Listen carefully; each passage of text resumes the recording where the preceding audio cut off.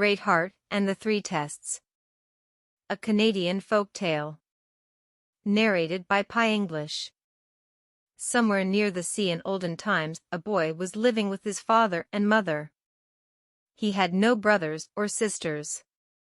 His father was a great hunter, and the boy inherited something of his power, for he was always very successful in the killing of game. And his mother said, "Someday he will be a great man, for before his birth a vision came to me in the night and told me that my son would win wide fame." And fairy gifts were laid by the fairies in his cradle. And his father, listening to her boasting, said, time will tell, but if he is to be a great man it is his own deeds and not your boasting that must prove it." As the boy grew up he became strangely beautiful, and he had great strength. And his father said, "It is time he set out to seek his fortune. I was in the forest, doing for myself when I was no older than he." And his mother said, "Wait a little and be not so impatient. He is yet young, and there is yet much time." So the boy remained at home a while longer. Now it happened that far away, in a distant village, there lived a young girl of very great beauty and grace. Her father had been a great chief, but he was now dead. Her mother too was dead, and she was all alone in the world. But her parents had left her vast lands and a great store of goods and many servants, and because of her treasures and her great beauty she had many suitors. But she was not easily pleased by men, and on all who came to seek her hand she imposed severe feats of skill, to test their sincerity and their worth. She was carefully guarded by an old woman and many servants who kept troublesome and meddlesome people away. Soon the fame of the girl's wealth and beauty spread through all the land. It reached the sea-coast village where the young man dwelt. His father thought to himself, "Here is a good chance for my son to prove his worth." So he called his boy to him and said, "It is time you were setting out to seek your fortune in the world and to find a wife, for your springtime is passing and your summer of life will soon be here, and before you know it your autumn will be upon you and your winter will be near. There is no time to lose. Seek out the beautiful girl of the rich treasures in the distant inland village, and try to win her as your wife." And his mother gave him the fairy gifts which had been laid in his cradle at his birth, and he said goodbye to his parents and set out on his long journey. He had no misgivings, for he was very vain of his beauty and he was sure, too, of his strength. As he traveled inland, he came one day upon a man clad in scarlet sitting on the side of a rocky hill tying stones to his feet. "Hello," he said to the man, "why are you tying these heavy rocks to your ankles?" "I am a hunter," replied the man, "but when I follow the deer I run so fast that I am soon far in front of them instead of behind them, and I am putting heavy weights on my feet so that I will not run so rapidly." "You are indeed a wonderful man," said the boy, "but I am alone and I need a companion.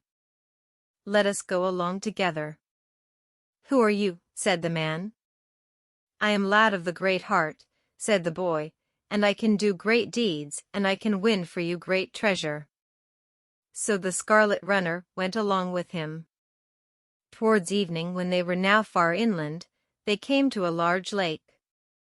Among the trees on the fringe of the lake a large fat man was lying flat on his stomach with his mouth in the water drinking as hard as he could. For some time they watched him, but still he drank and the lake grew smaller and smaller and still his thirst was not quenched. They laughed at such a strange sight, and as they approached him the boy said, "Hello. Why do you lie there drinking so much water?" "Oh," answered the fat man, "there are times when I cannot get enough water to drink. When I have drunk this lake dry I shall still be thirsty." "Who are you?" asked the boy.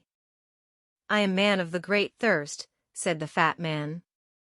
"That is well," said Great Heart, "we too need a third companion.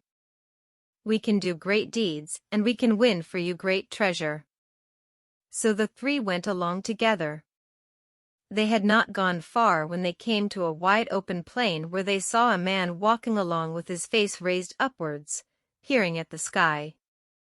He moved along rapidly and seemed to find his way without his eyes, for he gazed steadily at the heavens. "Hello," said Great Heart as the sky-gazer rushed past him and almost knocked him over. "What are you looking at so intently?" "Oh," said the man, "I have shot an arrow into the sky and I am waiting for it to fall. It has gone so far that it will be some time before it drops." "Who are you?" asked the boy. "I am the Far Darter," said the sky-gazer. "We three need a fourth companion," said the boy. "We can do great deeds and win for you much treasure. Come along with us." So the four went along together. They had gone but a short distance across the plain to the edge of a forest when they came upon a man lying down at full length with his head upon his hand. The edge of his hand was on the ground and it was half closed around his ear, which rested upon it. As he saw the four men approaching him, he placed a finger of his other hand upon his lips and signaled to them to keep quiet. "Hello," said Great Heart in a whisper, "what are you doing there with your ear to the ground?" "I am listening to the plants growing far away in the forest," he answered. "There is a beautiful flower I wish to find, and I am trying to hear it breathing so that I may go and get it." "Aha! I hear it now." So saying, he rose from the ground. The boy said, "Who are you?" "I am Keen Ears," said the listener. "We four need another companion," said Great Heart. "We can do great deeds and win for you much treasure. Come along with us."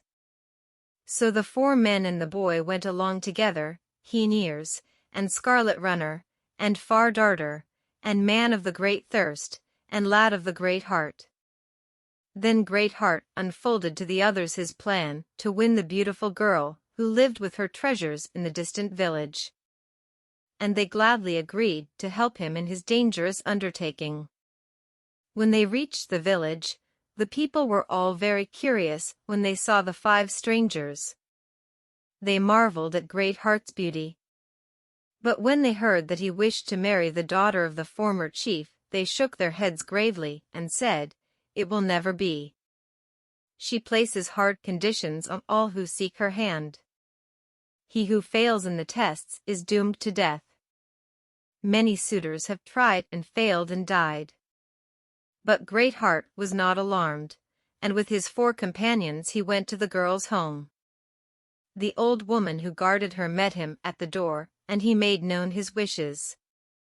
She laughed scornfully when she saw his great beauty, and she said, "You look more like a girl than like a warrior. You cannot endure the tests." But the young man insisted on making the trials.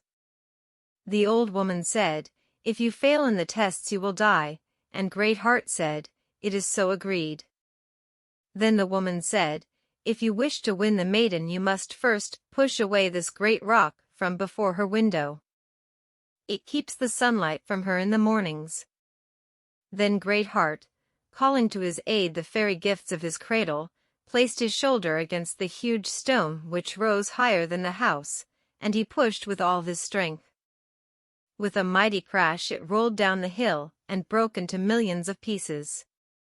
The bits of rock flew all over the earth, so great was the fall, and the little pebbles and stones that came from it are seen throughout the world to this day.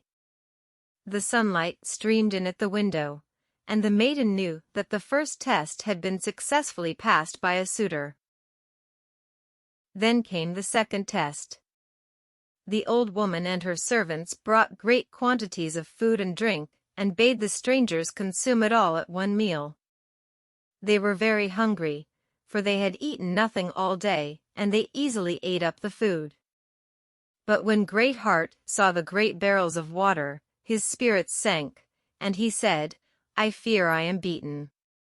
But Man of the Great Thirst said, "Not so fast, my friend. The spell of great stomach burning is again upon me. I am very dry, as if there was a fire in my belly. Give me a chance to drink." He went from barrel to barrel, and in a twinkling he had drained them all of every drop. And the people wondered greatly. But there was still another test. "You must have one of your party run a race," said the old woman to Greatheart. And she brought out a man who had never been beaten in running. "Who is your choice of runners?" she asked.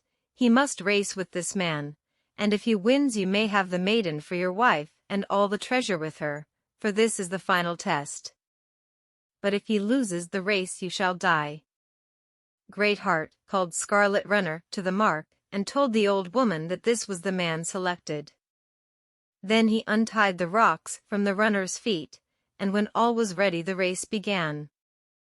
The course lay far across the plains for many miles until the runners should pass from sight, and back again to the starting point. The two runners kept together for some distance, talking together in a friendly way as they ran. When they had passed from sight of the village, the maiden's runner said, "Now we are out of sight of the village. Let us rest here a while on this grassy bank, for the day is hot." The Scarlet Runner agreed to this, and they both stretched out on the grass. Now this was an old trick of the maiden's runner, who always won by craft rather than by speed. They had not lain down long on the grass when Scarlet Runner fell asleep under the hot sun, just as his rival had hoped. When the latter was sure that his rival was sound asleep, he set out for the village, running as fast as he could. The people soon saw their runner approaching far off on the plains, but there was no sign of the stranger, and they thought that the new suitor for the girl's hand had at last failed like all the others before him. Greatheart was much puzzled when Scarlet Runner did not appear, and as he saw the maiden's runner coming nearer, he said, "What can have happened? I fear I am beaten." But Keen Ears threw himself flat on the ground and listened. "Scarlet Runner is asleep," he called. "I hear him snoring on the plains far away." And with his keen sense of sound he located the exact spot where the runner was lying. "I will soon wake him," said Fardarter, as he fitted an arrow to his bowstring. The people all thought him mad, for they had never seen an arrow shot so great a distance beyond their sight. But Fardarter was not dismayed. He quickly shot an arrow from his bow to the spot which Keen Ears had indicated. His aim was so true that the arrow hit Scarlet Runner on the nose and aroused him from his sleep. But when he rose to his feet he found that his rival was gone, and he knew that he had been deceived. So in a great rage, because of the trick and the pain in his nose, he set out for the village running like the wind. His rival had almost reached the end of the race, but by putting all his strength into his effort, Scarlet Runner quickly overtook him and passed him near the winning post and won the race.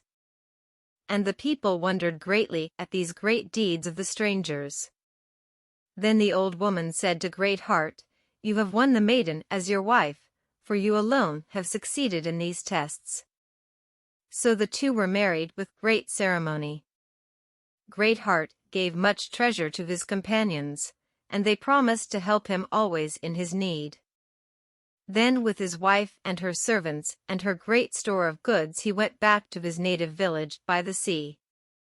His father and mother were glad to see him again and to hear of his success, and his mother said, "I told you he would win great fame because of the fairy gifts that were laid in his cradle at his birth." And they all lived together and were henceforth very happy. The end. Thank you for listening to PiEnglish. Please like, share and subscribe to PiEnglish. Have a nice day ahead.